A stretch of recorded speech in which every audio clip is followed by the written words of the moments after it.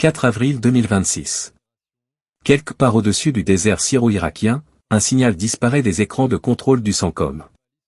Un F-15X Strike Eagle, le joyau de l'aviation de supériorité aérienne américaine, vient d'être rayé de la carte. Ce n'est pas une panne moteur. Ce n'est pas une erreur de pilotage. Les premières images satellites confirment une interception par un vecteur solaire à une altitude où le F-15 était censé être intouchable. Alors que Washington parle d'un « incident technique » et qu'Israël place ses escadrilles en alerte maximale, les experts militaires indépendants, eux, ne sont pas surpris. Pour Scott Ritter ou le colonel McGregor, ce n'est pas juste un avion abattu. C'est la fin d'un mythe. Celui de l'invulnérabilité technologique de l'Occident face à la « ceinture de feu » iranienne.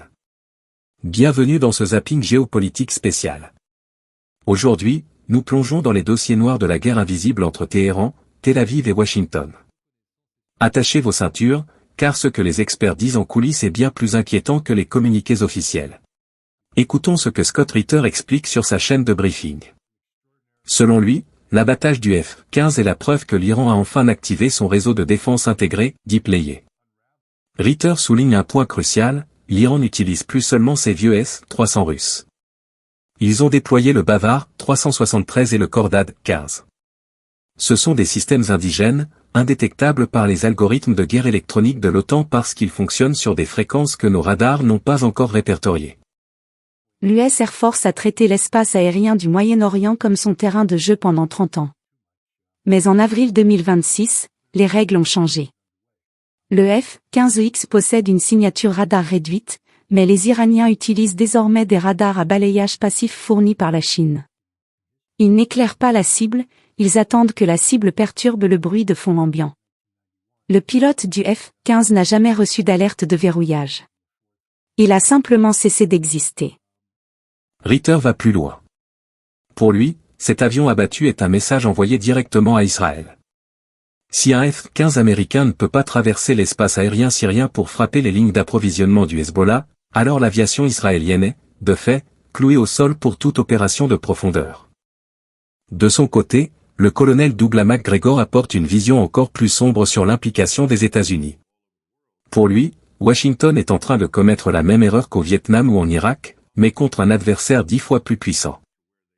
Nous n'avons plus les stocks de missiles Patriot pour protéger nos bases en Irak et en Syrie.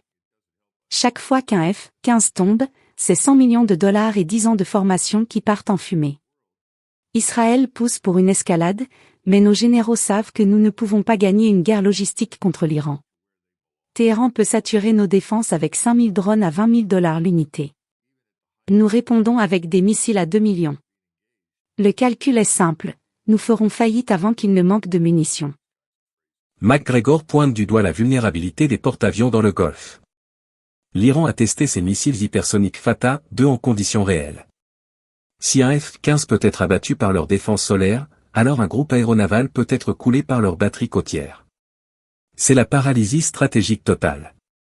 Faisons un tour d'horizon des autres experts. Sur les plateaux de Global Insight, on s'inquiète de la coordination entre l'Iran et la Russie. Certains analystes suggèrent que le F-15 a été abattu grâce à une assistance technique russe en temps réel, utilisant les données des satellites de surveillance au-dessus de la région. On parle aussi du concept de « war of attrition », guerre d'usure.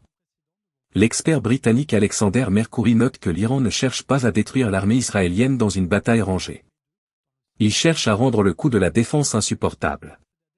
Chaque F-15 abattu, chaque interception de missiles au-dessus de Tel Aviv vide les coffres et les arsenaux. En avril 2026, l'économie israélienne est sous perfusion américaine, et les États-Unis sont eux-mêmes en pleine crise de dette. Le véritable ennemi de l'Occident dans ce conflit n'est pas le missile iranien, c'est le tableur Excel des comptables du Pentagone. L'abattage du F-15 a déclenché une réaction en chaîne. Benjamin Netanyahou a convoqué son cabinet de guerre.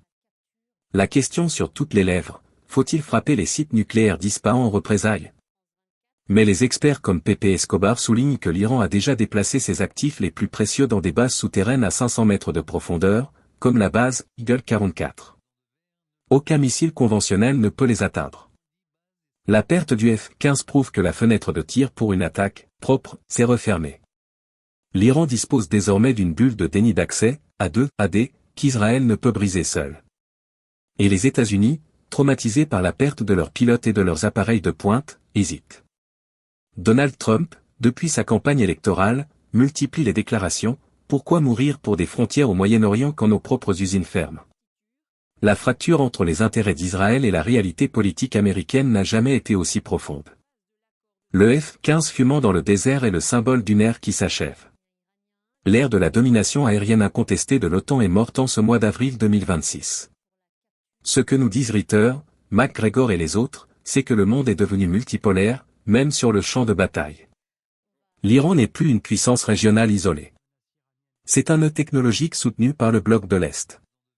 Le prochain avion qui décollera pour une mission de frappe ne sera pas seul. Il portera sur ses ailes tout le poids d'un empire qui réalise, trop tard, que la technologie ne remplace pas la stratégie. La question n'est plus de savoir si la guerre va éclater. Elle a déjà commencé.